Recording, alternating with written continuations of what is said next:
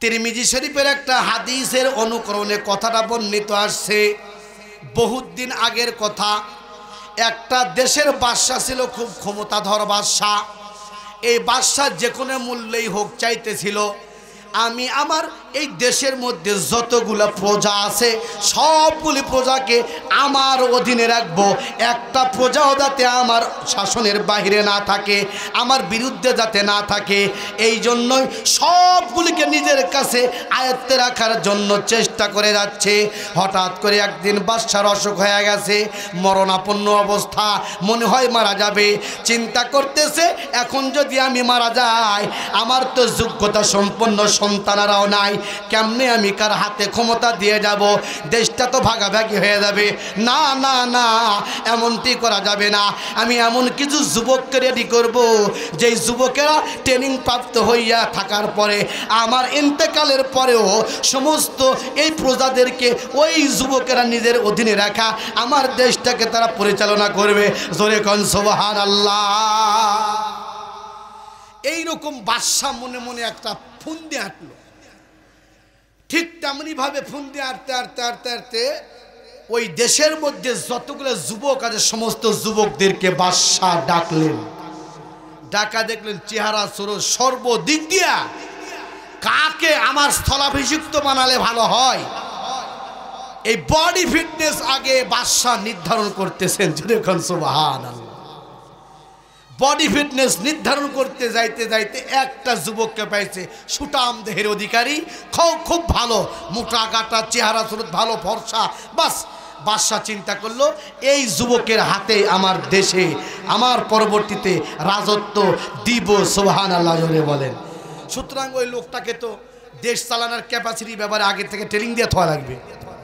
তো দেশ চালানোর ব্যাপারে ক্যাপাসিটি যদি আমি আগে থেকে শিখা না দিই তাহলে তো সে হঠাৎ করে আঙ্গুল ফুলা কলা গাছ, আগে ভিউনিরাতে দিশে ভালো না, হঠাৎ করে সিএম হয়ে গেছে। কি বলেন? ওই লোকটাকে ওই সিএম দায়িত্ব পালন করে পারবে? লাইন ঘাট না চিনলে। আগে হেল্পারও ছিলেন, হঠাৎ করে স্টিয়ারিং ধরছে, গাড়ি কি খাদত যাবে না গাড়ি গন্তব্যস্থলে যাবে? শেষ হয়ে যাবে। তো দেশটা তো শেষ হয়ে যাবে। তাহলে কি করা যায়? দেশের মধ্যে যারা গণ্যমান্য জঘন্য যারা হলো জ্ঞানী ব্যক্তি তাদেরকে নিয়ে বাদশা পরামর্শ বসেছেন। পরামর্শের সাপেক্ষে সিদ্ধান্ত হয়েছে বাদশা নামদার, যেই যুবককে আপনি ক্ষমতা হস্তান্তর করতে চাচ্ছেন, আপনার অনুপস্থিতিতে যে আপনার দেশের ক্ষমতা হাতে নিবে, এই যুবককে এই দেশেরই বিশাল বড় একটা আল্লাহর ওলি আছে, এই আল্লাহর ওলির দরবারে আগে পাঠায় দিতে হবে। জোরে কোন সুবহানাল্লাহ। ওলি আবার দুই প্রকার, একটা হলো আল্লাহর ওলি আওয়ামদের কাছে, আর একটা আল্লাহর ওলি হলো ওলামা হযরতদের কাছে। ওলামা হযরতদের কাছে আল্লাহর ওলি কারা? যারা হক্কানি পীর, তারা হলো আল্লাহর ওলি। আর আওয়ামদের কাছে আল্লাহর ওলি কারা? যারা হক্কানি পীর নয়, যাদের নামাজ নাই, রোজা নাই, হজ নাই, যাকাত নাই, যত প্রকার শরীয়ত বিরোধী কার্যকলাপ সবগুলি তারা করে, এরা হচ্ছে আওয়ামদের কাছে তারা হলো আল্লাহর ওলি। যেমন নাকি বর্তমানে বক্তার কোয়ালিটিও নামছে দুটা। এক কোয়ালিটির বক্তা হলো আলেমদের নিসবতে, আলেমদের নিকটে, আর এক কোয়ালিটির বক্তা হলো জাহেলদের নিকটে। আলেমদের নিকটে বক্তা কারা? যারা কোরআন পড়বে, হাদিস পড়বে, সহি করে এবং সেগুলার বিভিন্ন ভালো রেফারেন্স দেয়া সেগুলার ব্যাখ্যা বিশ্লেষণ করে আমলের কথা মানুষদেরকে বুঝিয়ে দিবে। আর আওয়াম নিসবত বক্তা কারা? যারা স্টেজে উঠেই গান শুরু করবে, আর মাঝখানেও গান গাবে, শেষে যাও গান গাবে, একদম গানে গানে মুখরিত করিয়া ওয়াজ মাহফিলের ইজ্জত শেষ করিয়া তারা লাখ লাখ টাকা কামাই করে নিয়ে চলে যাবে। এগুলাও বক্তা আওয়ামদের নিকটে। কথা বলেন, ঠিক বললাম না ভুল বললাম? মুসলমান ইমানদার আল্লাহর গোলাম, ওই দেশের মধ্যে আওয়ামদের নিকটে একজন আল্লাহর ওলি ছিল, সে ছিল বড় একটা জ্যোতিষ। জ্যোতিষ আমাদের দেশে আসে না? বহুত জ্যোতিষ আমাদের দেশে আছে, যে জ্যোতিষের কাছে যে হাত দেখাবেন বলে দিবে ভাই পশ্চিম দিকে হজ আর নাই। বড় লোক মানুষ, মেলা মানুষের থেকে শুনছে, ওর কাছে গেলে বলে মেলা কিন্তু জানে। যায় যখন হাত দেখাচ্ছে আলেমুল গায়েব জানার মতো সে বলতেছে, ও চাচা গো, তোমার পশ্চিম দিকে যাওয়া যাবে না, না তো পুঁটির মাছ খাওয়া হবে না। মেলা কিন্তু বিধিনিষেধ দিয়ে দিল হাত দেখে। কেরে হাত দেখে যদি সব কিছু কোয়া পারিস তাহলে তো তোর বাড়ির যখন আগুন লাগে সেটা কোয়া পারিস না কেন, তোর বাড়ির যখন কোনো বিপদ আসে তখন কোয়া পারিস না কেন, তুই বলে মেলা কিছু জ্যোতিষী বিদ্যা শিখিছু। এগুলা হলো ভণ্ডামি। এইরকম একটা ভণ্ড ওই দেশের মধ্যে ছিল জ্যোতিষ। এই জ্যোতিষ ওই বাদশার দ্বারা সাইদ কাটাব দ্বারা ছিল আমাল বামাল বুদ্ধিজীবী এদের নিকটে ছিল। তাই হল বড় জাননেওয়ালা বড় ওলি। বলছে বাদশা নামদার ওই যুবককে ওই ওলির কাছে পাঠায় দিতে হবে। সুবহানাল্লাহ জোরে বলেন। সত্যিকার অর্থে ওই জামানায় আরেকটা হক্কানি আলেমদের নিকটে যেটা আহলে সুন্নাত ওয়াল জামাতের নিয়মে যে ওলি বড় একজন ওলিও ওই দেশের মধ্যে ছিল। জোরে কান সুবহানাল্লাহ। বাদশা তখন তাকে হুকুম দিল, রাজার হুকুম তাজা। রাজা মশাই হুকুম দিলেন তুমি প্রত্যহ সকালবেলা নির্ধারিত একটা সময় দিয়ে দিয়েছে, এই সময়ে তুমি ওই জায়গায় যাবা, ওই জ্যোতিষের কাছে যাবা, যায়া তুমি ও যে কিছু শিক্ষা দেয় তা শিখে তুমি নিজের মধ্যে সেটাকে বাস্তবায়ন করার চেষ্টা করবে। খবরদার খবরদার একদিনও যাতে তুমি এই কথাটা এই আমলটা মিস না করো। বাদশার কথা, রাজার হুকুম তাজা। যাচ্ছে জোয়ান নওজোয়ান, যাইতে যাইতে যাইতে বেশ কয়েকদিন হয়ে গেল। রাস্তার মাঝে ওই আল্লাহর ওলি যেটা আসল ওলি, এই ওলির বাড়ি। এই পীর সাহেব ওলি দেখে যে প্রত্যহ নির্ধারিত সময় একটা নওজোয়ান যুবক এ হাঁটি হাঁটি পা পা করে ওই যায়। কোথায় যায় দেখি, তাকে না ডাক দেওয়া শুনি। ঠিক প্ল্যান প্রোগ্রাম মোতাবেক একদিন দেখা গেল ওই জোয়ান যাচ্ছে, আল্লাহর ওলি ডাক দিল, ও আল্লাহর বান্দা একটু আমার কাছে শুনে যাও। সুবহানাল্লাহ জোরে বলেন। জোয়ান যখন এই আল্লাহর ওলির কাছে আসছে, আসার পরে বলে বাবা তুমি প্রত্যহ কোথায় যাও? বলে যে আমি প্রত্যহ যাই ওই জ্যোতিষের কাছে, বাদশা আমাকে সেখানে যাবার কথা বলেছেন। তখন আল্লাহর ওলি বলে দিলেন বাবা রে, ওর কাছে যাচ্ছ ভালো, তোমার তো ঈমান সে রাখবে না, সে তো একটা জ্যোতিষ, শরীয়ত বিরোধী কার্যকলাপ করে, কোরআন হাদিস নিয়ে তার কোনো কথা নাই, শুধু আজেবাজে কথা বলবে।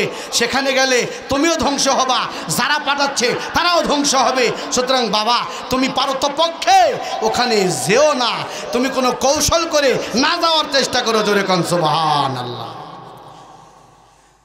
নওজোয়ানও চালাক ছিল। এই পীর সাহেব যখন যাবা মানা করেছে, এই কথা যদি আমি ওনাকে যা বলি, উনি হলেন রাজার অনুকরণে চলতেছে, এই কথা যদি রাজার কাছে পৌঁছে তো আমার তো হালুয়া টাইট। মুসলমান ইমানদার আল্লাহর গোলাম নওজোয়ান হাঁটি হাঁটি পা পা করে হুজুরের কাছে জি হুজুর বলে এই জায়গা থেকে বিদায় নিয়ে চলে যায়। জ্যোতিষের কাছে যখন যায়, যাওয়ার পরে ওই নির্ধারিত সময় থেকে 1 ঘন্টা বা আধা ঘন্টা লেট হয়ে গেছে। এবার জ্যোতিষ তাকে প্রশ্ন করে, ও আল্লাহর বান্দা নওজোয়ান তুমি প্রতিদিন ঠিক মতো আসতা, তুমি আজকে দেরি করলা কেন বলো? একটা অজুহাত দিয়ে জোয়ান সেই দিন মাপ পাওয়া গেছে, যে কোনো একটা অজুহাত দিয়ে দিয়েছেন, ঠিক আছে। দ্বিতীয় দিনে আবার আল্লাহর ওলি তাকে পথের মধ্যে ব্রেক করেছেন, ডাক দিয়ে আবার নসিহত করেছেন, বাবা তুমি যেও না। এইবার আল্লাহর ওলির কথা শোনার পরে ঠিক আছে হুজুর বলে এখান থেকে সে সারা পাইয়া আবার জ্যোতিষের কাছে গেছে। দ্বিতীয় দিন আবার অল্পটুক সময় দেরি হয়ে গেছে। এবার জ্যোতিষ বাবা ডাক দেয়া বলে, নওজোয়ানকে তুমি তো কালকেও দেরি করেছিলা, আর একটা কথা বলেছিলা সামনে থেকে কোনোদিন আর আমি দেরি করব না, আজকে আবার তোমার দেরি হলো, আর একটা দিন তোমাকে সুযোগ দেব, যদি তুমি দেরি করো তাহলে তোমার পিছে লাগবো, তুমি কেন দেরি করো? কথা জায়গা তাই ওই জ্যোতিষ জোয়ানের পিছে লাইগে আছে। এবার যখন নওজোয়ান হাঁটি হাঁটি পা পা করে তৃতীয় দিন আবার যাতে লাগছে ওই জ্যোতিষের কাছে, আল্লাহর ওলি এবারও ডাক দিয়েছেন। ডাক দেওয়ার পরে আল্লাহর ওলির ডাককে সে অমান্য করতে পারল না। আল্লাহর ওলির কাছে আসা আত্মায়তে শ্রুতে বসে বললেন, হুজুর গো যা কিছু বলবেন শর্ট সময়ে বলেন, আজকে যদি আমি দেরি করি তাহলে আমার বিপদ আছে, আমাকে আমার ওই হুজুর বলে দিয়েছেন। জোরে কন নাউজুবিল্লাহ। কয় কি বলেছে? কয় এই 2 দিন যে আমি দেরি করে গেছি এটা ফলো রাখছে যে আমি কি জন্য দেরি করি। আজকেও যদি দেরি করে যায়, সদুত্তর যদি আমি না দিতে পারি অথবা দিলামও, এটা সে গ্রহণ করবে না, বরং আমার পিছনে লাগে আপনার ক্ষতি করার চেষ্টা করবে। আপনার ক্ষতি মানে আমার ক্ষতি, আমার ক্ষতি মানে আপনার ক্ষতি। সুতরাং আমি চাই না আমার মতন একজন ছোট্ট বাচ্চাকে কেন্দ্র করে আপনার ক্ষতি হোক, বাদশা আপনাকে জেলে ভরুক, বাদশা আপনাকে শাস্তি দিক, এটা আমি চাই না। হে আল্লাহর ওলি, আপনি মেহেরবানি করে আমাকে অল্প সময়ে বিদায় দেওয়ার চেষ্টা করেন। জোরে কোন সুবহান। কয় ঠিক আছে, তোমাকে আজকাল কিছু বললাম না, তুমি যাও। সুবহানাল্লাহ বলেন। কিন্তু এর মধ্যেই কিছু সময় ক্ষেপণ হয়ে গেছে, দেরি হয়ে গেছে। এবার যখন চলে গেছে নওজোয়ান, ওই জ্যোতিষের কাছে যাওয়ার পরে জ্যোতিষ বলতেছেন ঠিক আছে, তোমাকে আর সুযোগ দেওয়া যাবে না, এবার তুমি বলো তুমি এই 3 দিন কোথায় গিয়েছিলে, কেন তুমি দেরি করলে, এই কথা তুমি বলো, তাছাড়া তোমার বাটাম ফাটাম। নওজোয়ান ডাক দিয়ে বলে, ও আল্লাহর বান্দা, আপনিও একজন আল্লাহর বান্দা, আমিও আল্লাহর বান্দা। আপনি বাদশার পক্ষ থেকে নিয়োজিত একজন ডাক্তার মাস্টার, আমি তো বাদশার পক্ষ থেকে নিয়োজিত একজন শিষ্য। আপনি আমাকে যা শিখাচ্ছেন এই শিক্ষাটা নাকি ভুল। আমি শুনলাম। কার থেকে শুনলা? কয় প্রতিমধ্যে অমুক জায়গায় একটা আল্লাহর ওলি আছে, ও তো নিজেকে ওলি দাবি করে, আপনিও তো নিজেকে বড় ওলি দাবি করেন। এখন আপনার কাছে আসতে আসতে ওই লোকটা যখন ডাকে আমি না করতে পারি না। বয়োজ্যেষ্ঠ মুরব্বী, সুন্দর সুন্দর কথা বলে আপনার দরবারে আসা থেকে আমাকে বাধা প্রয়োগ করে, ওনার কথা শুনতে দেরি হয়ে যায়। ওই জ্যোতিষ খেপে যা বলে, এত বড় সাহস, আমাকে বাদশা নির্ধারণ করেছে এই নওজোয়ানকে আমি ভালো কিছু শিখাইব, আর আমাকে বলে ভণ্ড বলে, আমি বলি নাকি ভণ্ড বাতিল। ঠিক আছে চলো তো দেখি। ওই জোয়ানের কাছে যায়, ওই আল্লাহর বান্দার কাছে যায়, আসলে তার বাটাম ফাটামো দেখি সে আসল না আমি আসল। আজকে পরীক্ষা হবে। বাদশার এই কথা বাদশার কানে এখনো যায় নাই, মাত্র নওজোয়ান থরথর করে কাঁপা শুরু করে দিয়েছে। একবারে ওই জ্যোতিষের পায়ে পড়ে বলে, ও উস্তাদজি, আজকের জন্য আপনি যায়েন না, আমার একটা আবদারকে গ্রহণ করেন। আমি আপনার কাছে 2টা জিনিস, 2টা দিন সময় চাই, 2টা দিন পরে আপনি যাইয়েন, আর আমার আর কোনো দিন দেরি হবে না। আমি ওই বাদশা, ওই আল্লাহর ওলি যতই ডাকুক না কেন তার কাছে আমি আর যাব না। কথা দিলাম গুরুজি, আপনার কাছেই আসবো, আর দেরি করব না। ঠিক আছে। এইবার নওজোয়ান যখন চলে আসলো, আসার পরে প্রত্যেক দিনের মতো এবার আবার যখন তার কাছে যাওয়ার শুরু করেছে, এবার যাইতে যাইতে রাস্তার মধ্যে দেখা গেল বিশাল বড় একটা রয়্যাল বেঙ্গল টাইগার বসে আছে। এমন জায়গায় বসে আছে যে রাস্তাটা হলো 4 রাস্তার মোড়, এমন জায়গায় কোলা লোকালয় এলাকা, এই জায়গার মধ্যে একটা বিশাল বড় বাঘ বসে আছে। এবার আল্লাহর বান্দা নওজোয়ান চিন্তা করতেছে, আজকে আমার সুবর্ণ সুযোগ, যেই সুযোগে আমি নির্ধারণ করব আমার ওই জ্যোতিষ নামে গুরুজি, ও হলো হকের উপর আছে না, এই যে পীর যে দাবি করে, আল্লাহর ওলি দাবি করে, রাস্তার মধ্যে আমাকে আটকায়, এই হকের উপর আছে, কে হক আর কে বাতিল, এটাই আজকে আমি পরীক্ষা করব। জোরে কোন সুবহানাল্লাহ। ওই জ্যোতিষ হকের উপর আছে না, এই যে পীর সাহেব আমাকে বারবার ওই জ্যোতিষের কাছে যাওয়া মানা করে, এই পীর সাহেবই হকের উপর আছে, কে হকের উপর আছে, এটাই আজকে আমি পরীক্ষা করব। সুবহানাল্লাহ জোরে বলেন। পরীক্ষার সুরত কি? পরীক্ষার সুরতটা হচ্ছে এই, রাস্তার মিডিলে চৌরাস্তার মোড়ে যখন বাঘ শুয়ে আছে, এই বাঘকে 3টা ঢেল মারবে। কয়টা ঢেল? জোরে বলেন কয়টা ঢেল? 3টা ঢেল মারবে।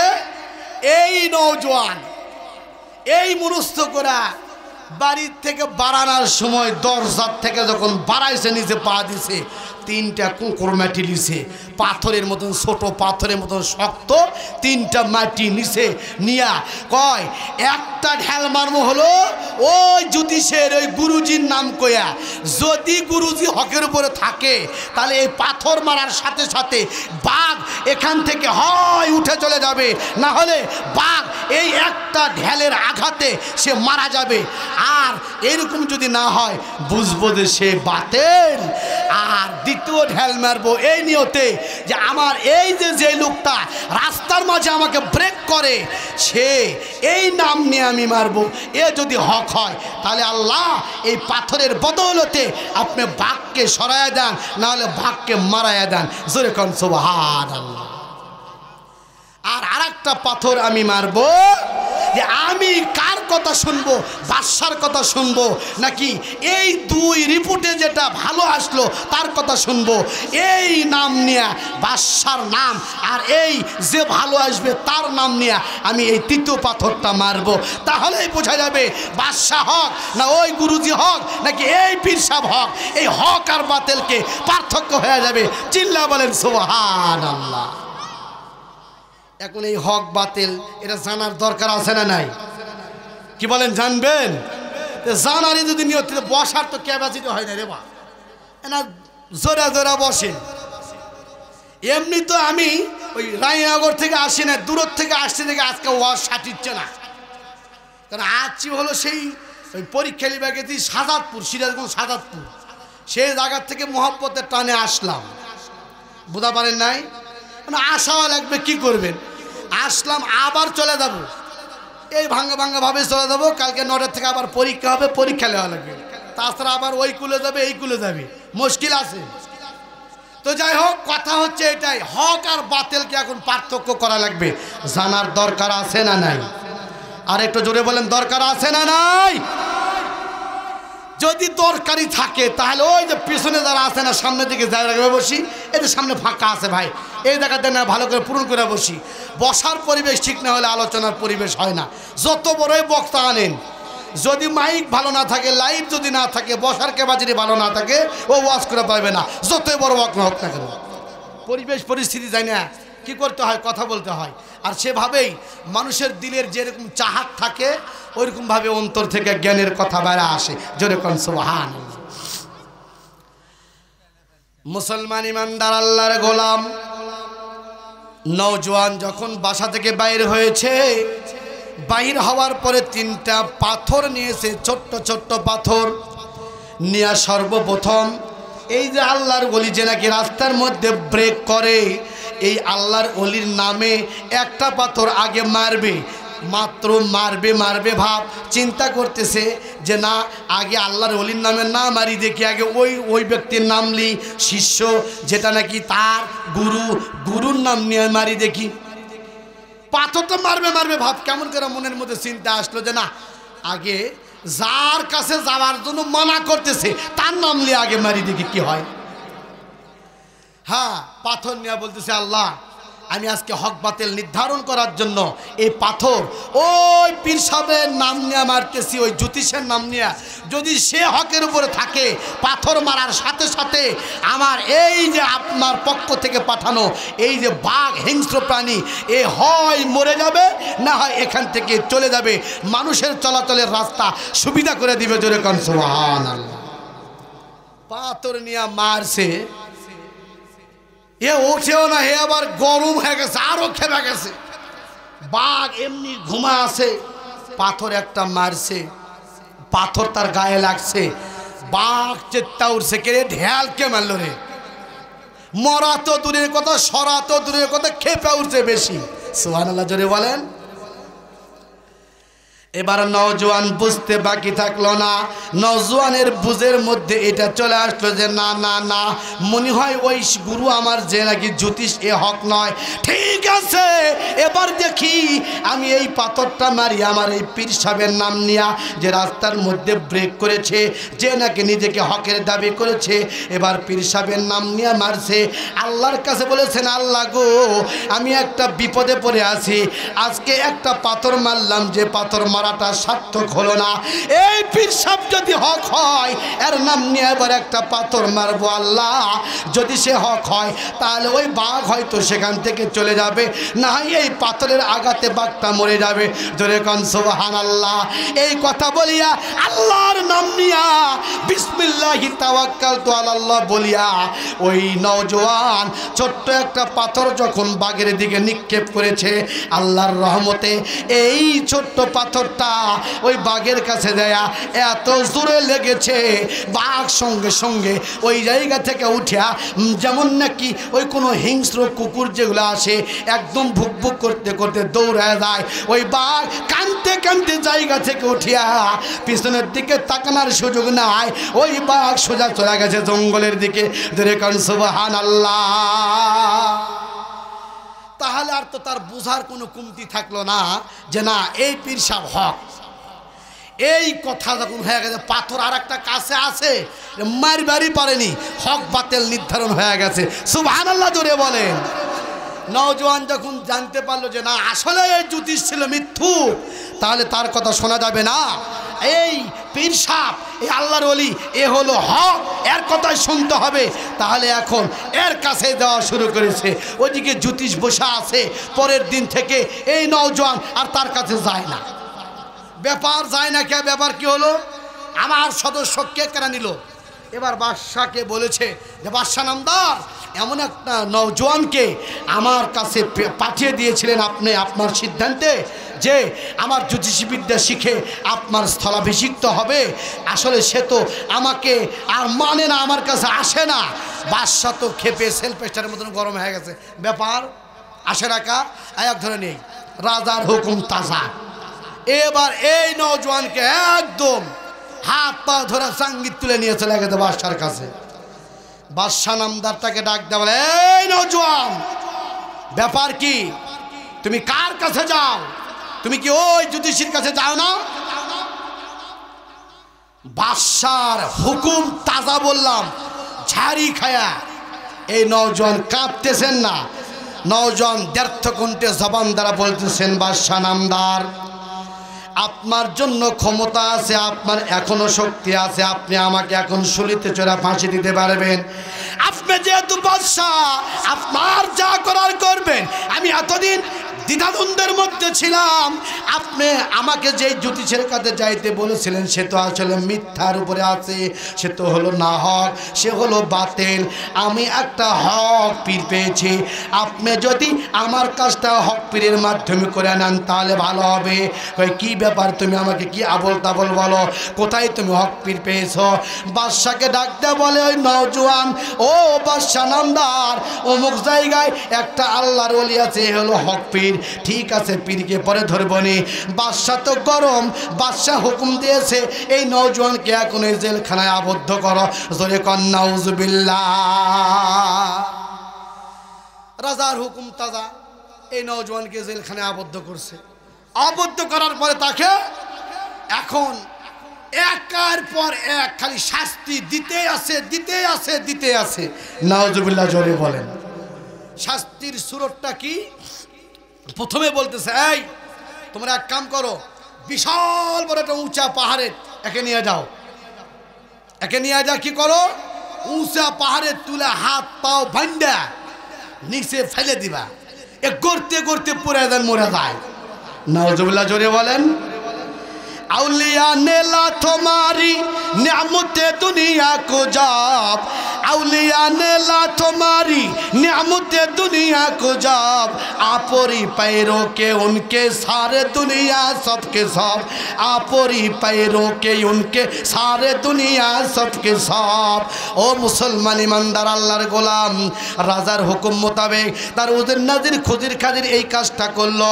ওই নওজোয়ানকে একদম বিশাল বড় একটা উঁচু পাহাড়ের মধ্যে নিয়ে গেল। যাওয়ার পরে হাত পা বাঁধা, মুখ চোখ বাঁধা যখন উঁচু পাহাড় থেকে নিক্ষেপ করলো নিচের দিকে, করতে করতে বাদশাহ সব কিছু দেখতেছে। বাদশাহ মনে করেছে মরে গেছে।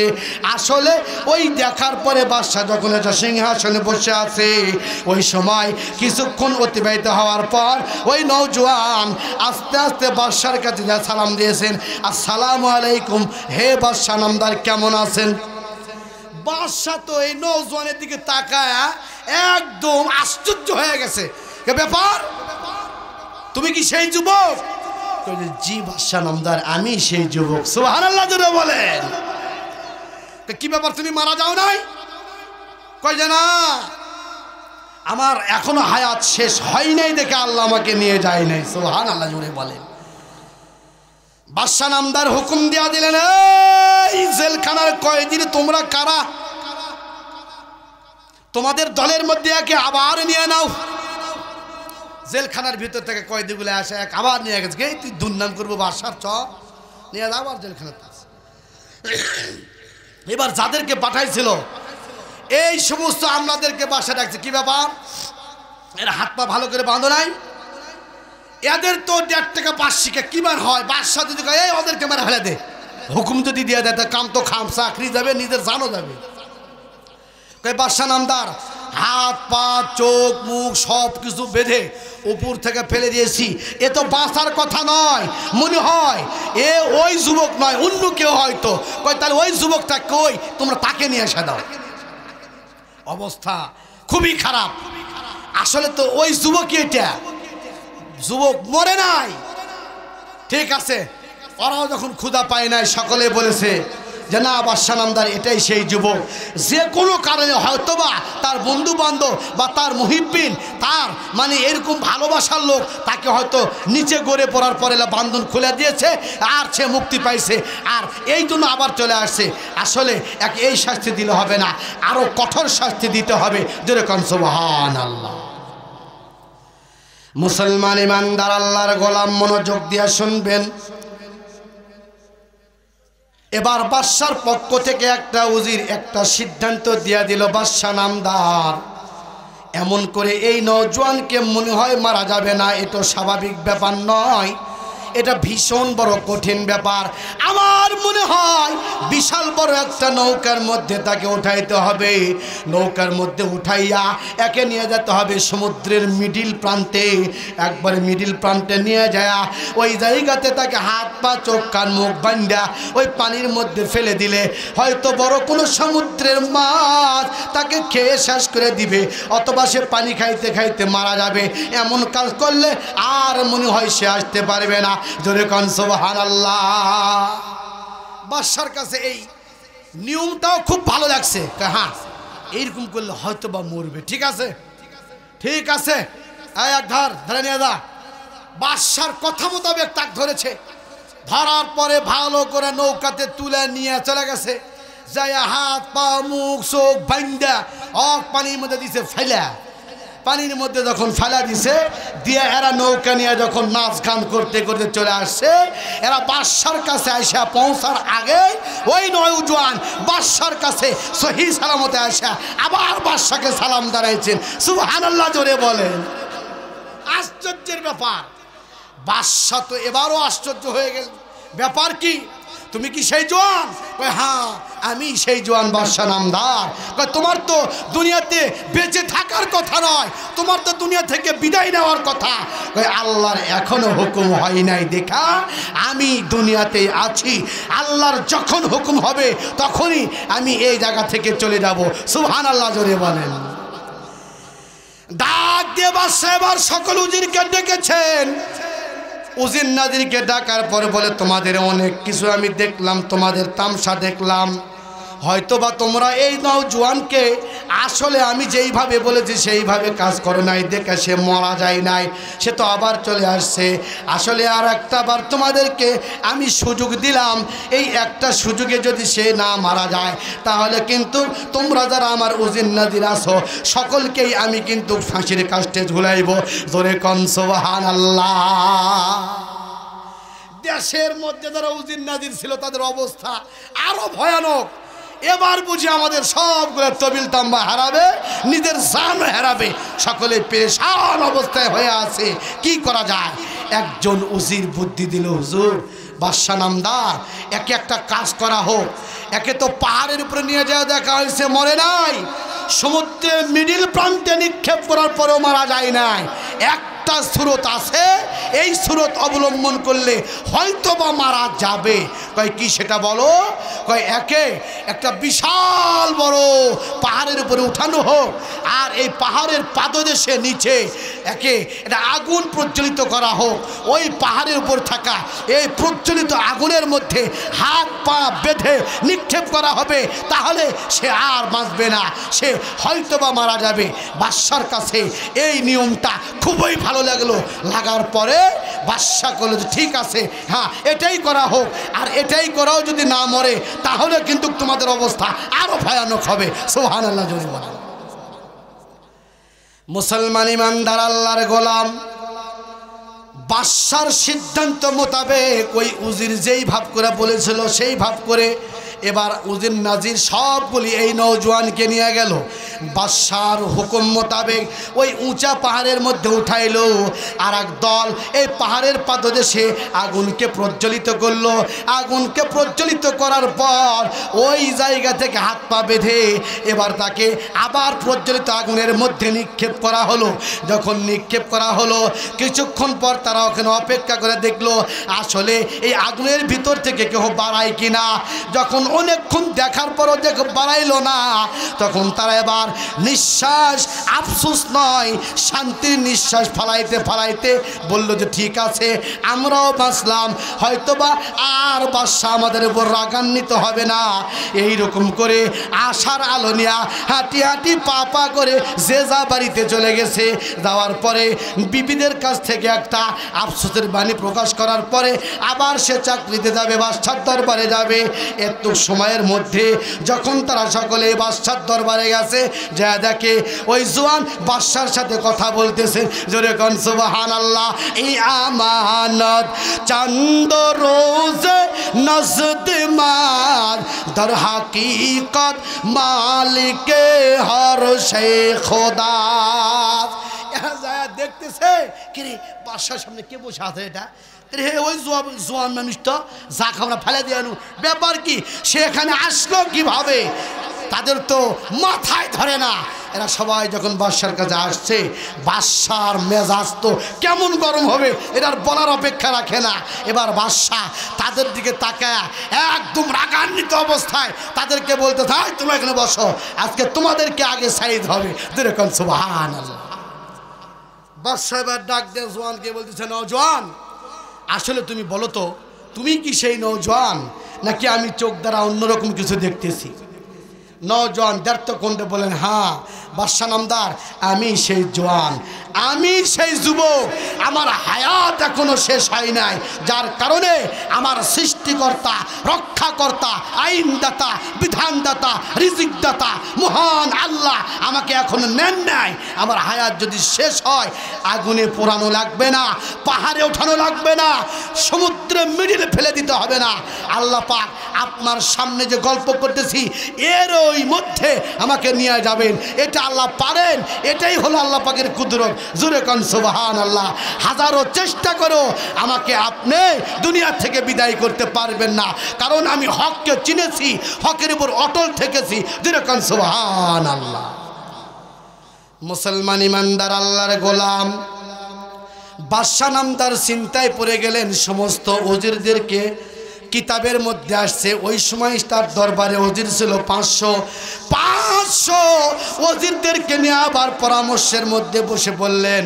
এবার বাদশা নামদার চিন্তা করতে করতে বলতেছেন ও ওজিরের আরে তোমাদেরকে দিয়ে তো কোনো কাম হয় নাই, তোমরা একটা যুবককে তোমরা দুনিয়ার থেকে বিদায় দিতে পারতেছ না, এবার বলো তো দেখি কি কাজ করলে এই নওজোয়ানকে দুনিয়ার থেকে বিদায় দেওয়া যাবে। কারণ এ যখন থাকবে এ তো আমার পথে কাঁটা হয়ে থাকবে, কারণ একে যদি দুনিয়ার থেকে বিদায় না করা হয় তাহলে আমারই হয়তো দুনিয়ার থেকে বিদায় নেওয়া লেতে হতে পারে। সুতরাং তোমরা এবার একটা শেষ ডিসিশন দিয়ে দাও কি করলে আমি তাকে বিদায় দিতে পারবো। ডাক দিয়ে সকল নওজোয়ান ওই সকল জ্যোতিষীরা বা যারা ওই বাদশার উজিরের আদার ছিল সকলে পরামর্শ দিল ওগো বাদশা নামদার আমাদের সকলের চেষ্টা ব্যর্থ, আমার মনে হয় এই দেশের মধ্যে আর একটা আল্লাহর ওলি আছে যাকে তো আমরা ভণ্ড বলে ডাকি, আসলে আপনিও তাকে ভণ্ড বলে ডাকেন, কিন্তু ওই লোকটার সাথে সম্পর্ক এই নওজোয়ানের ওই যুবকের ওই যুবক থেকে সানা নিতে হবে, ওই আল্লাহর ওলি বাড়ি বাড়ি কোথায়? ওই আল্লাহর ওলির ফর্মুলা মোতাবেক যদি এই যুবককে মারা হয় তাহলে বুঝি এই যুবক দুনিয়ার থেকে চলে যাবে, এছাড়া কোনোভাবেই যাবে না। ধরে কোন সুবহানাল্লাহ। ওই নওজোয়ান তুমি তোমার ওই যুবককে, তুমি তোমার পীরকে ডাকে আনো। এবার নওজোয়ান হাঁটি হাঁটি পা পা করে পীরের কাছে যায়, যা বলে, ও আল্লাহর ওলি গো, আমার বাদশা আপনাকে তলব করেছেন। কই কেন তলব করেছেন? কই এই ব্যাপার। পুরা ঘটনা যখন বাদশার কাছে বয়ান করেছেন, এবার বাদশার কাছে বয়ান করার ঘটনা ওই আল্লাহর ওলি শোনার পর আল্লাহর ওলি বাদশার কাছে যান নাই। আল্লাহর ওলি যুবককে বলেছেন, যাও, বাদশার যদি দরকার হয় বাদশায় আমার দরবারে আসুক। ধরে কোন সুবহানাল্লাহ। তাই এটা তো আমার দরকার নয়, একজন মানুষকে অনর্থকভাবে মারবে, এটা হলো একটা গুনাহের কাজ। আর এটার পরামর্শ নেওয়ার জন্য আমাকে ডাকবে বাদশা, আর আমি যাব বাদশার কাছে। দরকার নাই, বাদশার যদি দরকার হয় বাদশা আমার কাছে আসুক। জোরে কোন সুবহানাল্লাহ। নওজোয়ান হাঁটি হাঁটি পা পা করে ওই আল্লাহর ওলির দরবার থেকে বাদশার দরবারে আসলো।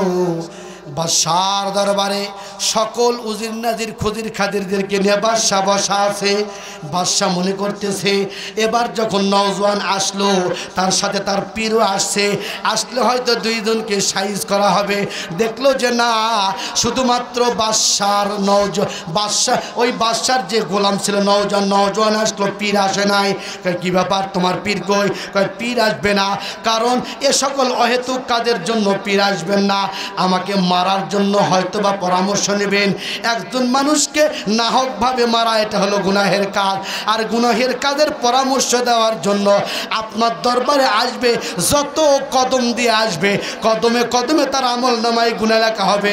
এত গুনাহ আমার এই আল্লাহর ওলি করতে পারবেন না। দরকার যেহেতু আপনার, আপনি জান যে শোনা আছেন, এছাড়া আমার পীর কখনো আসবে না। ধরে কোন সুবহানাল্লাহ। ঠিক তেমনি ভাবে বাদশা যখন খেপে গেল, সব দলবল নিয়ে ওই আল্লাহর ওলির কাছে চলে গেল। জোরে কোন সুবহানাল্লাহ।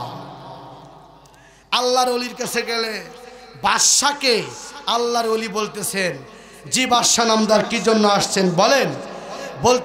বাদশা বলতেছেন, এই যে একটা নওজোয়ান, একে কি আপনি কোনো সবক দিয়েছেন? একে কি আপনি কোনো নসিহত করেছেন? আমি আমার স্থলাভিষিক্ত বানানোর জন্য তাকে নির্ধারণ করেছি। আমার অনুপস্থিতিতে সে দেশের মধ্যে নেতা হবে, আর সে তার অধীনস্থদেরকে নিজের অধীনে রাখা, আয়ত্তে রাখার কৌশল শেখার জন্য আমি একজন ওস্তাদকে ঠিক করে দিয়েছিলাম। সে ওস্তাদের কাছে এই নওজোয়ান যাইতো, আপনি নাকি তাকে যাইতে মানা করেছেন, এটা কি ঠিক না ব্যাঠিক? বলে যে হ্যাঁ, আমি মানা করেছি। কেন মানা করেছেন? কারণ ও তো হলো বাতেল আর আমি হলাম হক। সুতরাং একজন মানুষ হক, সে হকের পক্ষে মানুষকে দাওয়াত দেবে, আর ও তো বাতেল, ওকে কোনোদিন ওর কাছে যাইতে দিব না, এটাই স্বাভাবিক। এখন বলেন আপনার কি বক্তব্য আছে? মুসলমান ইমানদার, আল্লাহর গোলাম, আল্লাহর বান্দা ওলি যখন এই কথা বলে দিলেন, বাদশার কিছু কইলেন না। বাদশার তো কিছু বলার নাই, একটা বলার আছে, সমস্ত উজির নাজিরদেরকে দ্বারা এই কথাই বলেছে, ঠিক আছে, এই যে বড় পীরের দাবি করতেছে এটা আসলে পীর নয়, একে তোমরা ধরে জেলে তোলো। ধরে কোন সুবহানাল্লাহ। হক কথা বললেই জেল, হক কথা বললেই গুম, এটা আজকাল নতুন নয়, এটা ওই দুনিয়ার সৃষ্টির থেকে হয়ে গেছে। হক কথা বলবে যায়, দুনিয়ার সর্বপ্রথম কতল হয়েছে। কে কতল হয়েছে? দুনিয়ার সর্বপ্রথম কাতেল কে? কাবিল। হযরত আদম আলাইহিস সালামের বেটা, দুটা বেটা, হাবিল আর কাবিল, পড়েন নাই? দুনিয়ার সর্বপ্রথম কাতেল হলো হাবিল, আর কতল করেছে কাবিলকে। হাবিল কাবিলের ঘটনা পড়েন নাই? এই জন্য দুনিয়াতে কেহ যদি কাউকে মারে, এই দুনিয়া সৃষ্টির পরে এই আজ পর্যন্ত কিয়ামত অবধি কেউ যদি কাউকে মারে অনর্থকভাবে, এর একটা মোটা অঙ্কের গুনাহ ওই আদম আলাইহিস সালামের বেটা কাবিলের আমল নামায় পৌঁছে যাবে। জোরে কোন নাউজুবিল্লাহ। সুতরাং ওনার অপরাধটা কি ছিল? অপরাধ তো ছিল এটাই, আল্লাহ কবুল করে না, কুরবানি কবুল করে নাই। কাবিলের কুরবানি আল্লাহ কবুল করে নাই, হাবিলেরটা কবুল করেছে। এই কথাটাই খালি বলেছে যে আল্লাহ যার কুরবানি কবুল করেছে তাকে আল্লাহ ভালোবাসে, ভালোবাসে বিধায় আমার কুরবানি আল্লাহ কবুল করেছে। আর তোমাকে আল্লাহ ভালোবাসে না বিধায় তোমার কুরবানি কবুল করে নাই। এই কথা কি হক না? না হক, হক কথা। এই হক কথা বলার কারণেই সর্বপ্রথমে দুনিয়া সৃষ্টির পরেই কাবিলে কতল করলো হাবিলকে।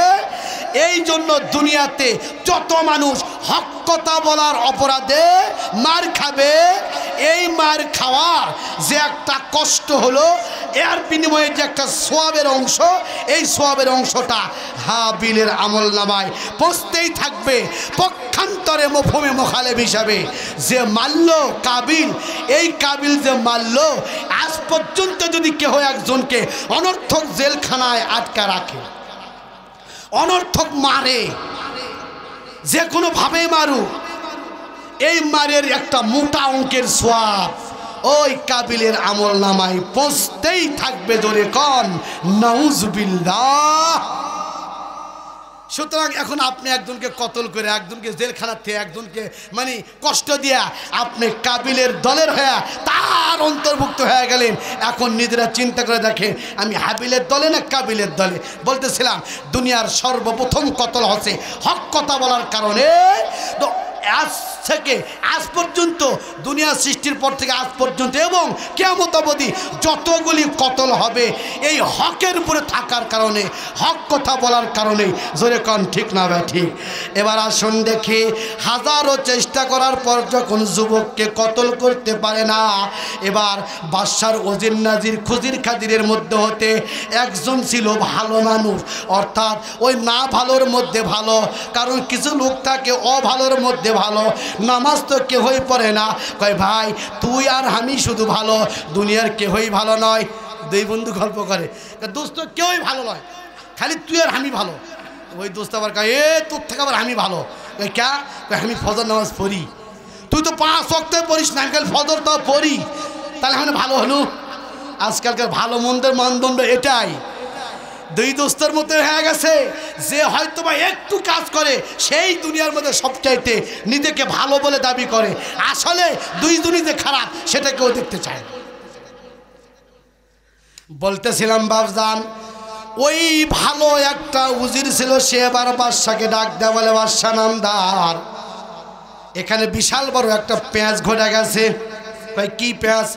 আমার তো মনে হয় ওই নওজোয়ানকেই বলেন কেমনে মারলে সে মরবে, এছাড়া ওর নিজস্ব স্বীকারোক্তি ছাড়া আর আমরা তাকে হাজারো চেষ্টা করে মারতে পারবো না। বাদশার কাছে কথাটা খুবই ভালো মনে হয়েছে। এবার বাদশাহ তাকে ডাক দিয়া নিয়া আজাব গজব কিছু দেয় না, তার সাথে ভালোবাসা কায়েম করেছে। সব হুজুরকে বলেছে যাও তোমরা আপন গতিতে থাকো। এবার একদিন যায়, 2 দিন যায়, 3 দিন যায়, এইরকম করতে করতে দীর্ঘদিন পর্যন্ত বাদশাহ তার সাথে একটা মহব্বত কায়েম করে নিয়েছে। একদিন বাদশাহ নামদার নওজোয়ানকে ডাক দেয়া বলে, ওরে নওজোয়ান, আমি তো তোমাকে সব কিছুই করলাম, অর্থাৎ তুমি যা কিছু করেছো আমি তোমাকে বিপদ থেকে বাঁচাইছি, একটাও কোনো শাস্তি দিই নাই।